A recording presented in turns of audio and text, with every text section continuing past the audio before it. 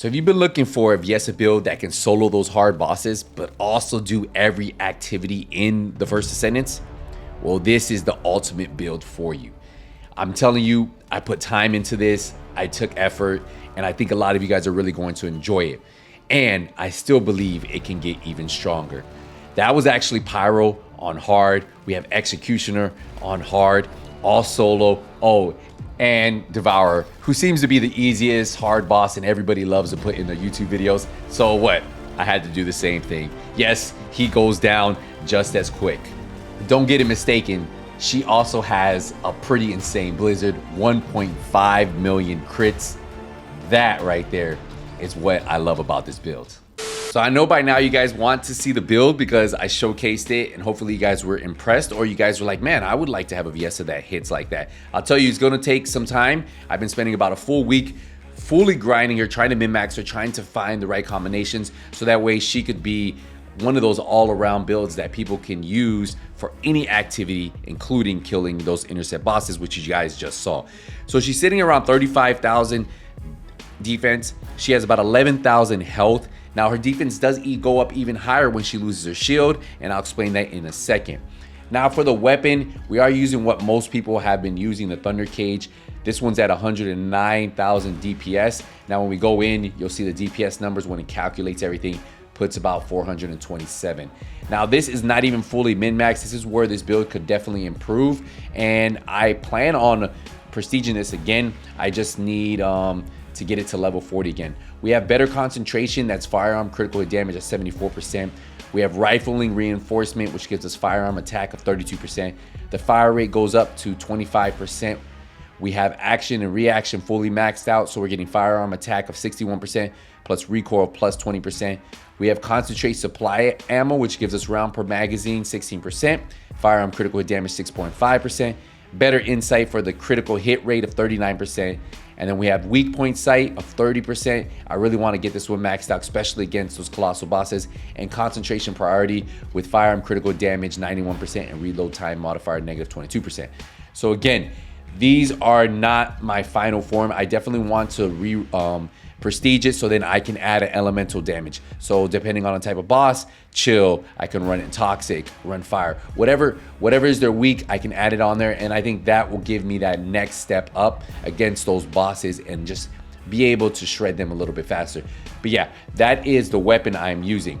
But for the build, let's get into it, the Descendant modules. So if you notice, this thing is almost min-max. Yes, I almost have everything prestige. I literally grinded this over and over and over. So this is something that you guys can take and be like, you know what, this is something I want to work for. If you guys are a main, you're going to take some time, you'll work on it. So we have the shock punch. I prestige that. So we use the catalyst on that. And what is that going to do? That's going to give us 15 total extra slots already on the build. Remember, it's 10, but then if you prestige it, right, you get 15, right? Then we have Spear and Shield, and what this is going to do is going to give me 89% defense, skill power of 8.1%. We are a skill main, so that's why we want to make sure our skill power is there. We have increased HP, which I feel like is almost essential in all builds now, 218%. It's fully maxed out. We have skill expansion, which is going to give us that skill effective range, 92%. This works on that blizzard. It's going to make it wider. It's just so good. We have time distribution with skill cooldown, and then max HP of 52%. Really good. We have emergency measures. That's going to give us that skill critical hit rate of 64%. I think I was critting at one point at 1.5 million on some enemies, which is kind of crazy, right? And then we got skill critical hit damage of 27%. We have skill extension to make our skills last a little bit longer. Skill duration of 36%. We have increased defense, so we get 160% defense. I feel like increased defense, increased HP are essential for all builds.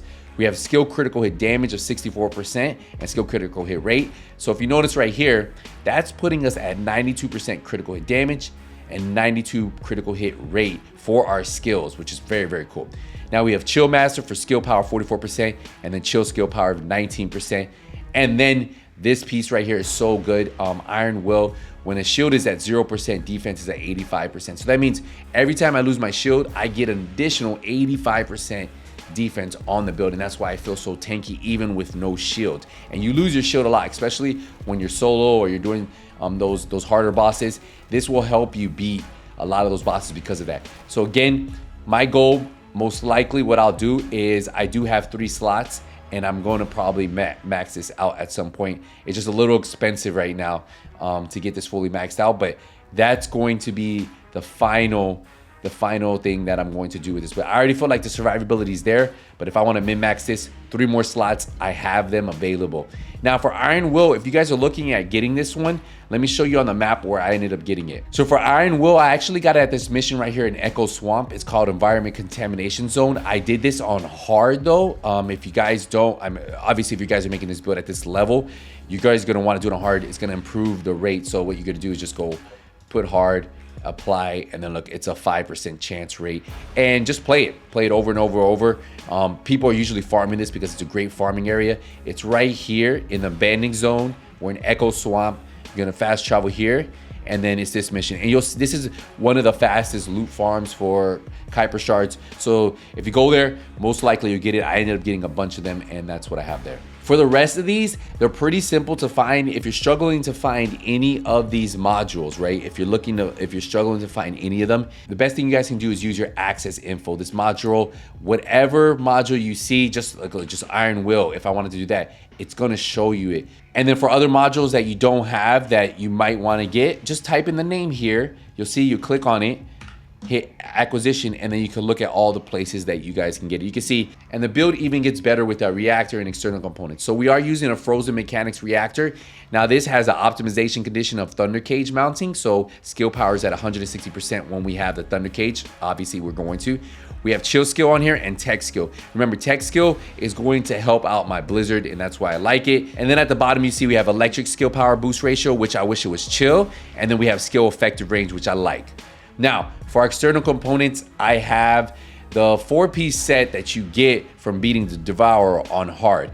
Now, if you do not have this, don't worry about it. The recommendation is, what you want to do is, if you don't have any of these sets, which you probably won't until you get there, is for this piece right here, you could put something that has defense and that maybe has max HP, right? So your auxiliary power, you want something that at least has defense. If you can get something that has HP too, do that.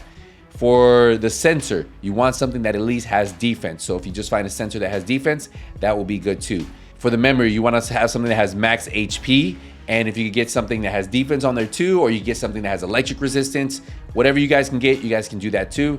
And then for the processor, you want something that at least has max HP. Is this set really good? Yes. The reason why I like it on her is because skill duration is 5.7%. That's great. And then look at the 4-piece. Firearm attack increases proportion to the ratio of max HP to HP loss up to 26%. Again, do you have to have this set? No, just defense, defense, HP. HP is kind of where you want to do, and that should give you a solid HP amount, especially if you have yours max like mine. The build is great. I enjoy her. She's going to be my main, and I plan on continuing to absolutely use her going forward. And there is a couple other build ideas I have for her, but this one is kind of like the all-around build. It can do bosses solo, in a group. It has a survivability. As you guys saw, it has a tankiness to take those damage shots. It also works good on any of the hard missions in the open world, solo or group. So you can do a lot of different things with her, and I haven't been seeing a lot of love given to Viessa. So hopefully from now on, people will realize that she does have a little bit of that hidden power that people are sleeping on. And her skills are so fun to use. That's why I love her. Like, on boss fights, you really don't get to see the skill power that she has. But when you are in the open world or you are doing those hard missions, her skills are so fun to use. And that's why I picked her. And I've always been a player who likes ice characters, winter characters, and she does everything for me, creating that blizzard. So it kind of fit me perfectly, and that's why I went with her as my main. As you guys see, we are soloing Devour right here. The hardest part with Devour, honestly, and it's just these healing mechanics. If I could drop these faster, I could probably solo Devour a lot quicker. Maybe I just need to keep tweaking my Thunder Cage, and that will be the final piece to make sure that I can run through this so quick. But yeah, this is the build. It's gonna take you some time, and that's why I wanted to make sure that when I drop this build, you guys would know if you guys are gonna make a Viessa main, it's gonna take a little bit of time, but if she's your main, you're gonna be happy with the results once you guys get there. So if you guys found the video useful, enjoyable, and you guys are becoming a Viessa main because of me, hey, leave a thumbs up, subscribe, and don't forget, we have a ton of the First Descendant content right here on this channel. I'm gonna let you guys finish off with the remaining gameplay, but that's it for me. I'll see you guys in the next one. Hey, Nothing But Skills is out.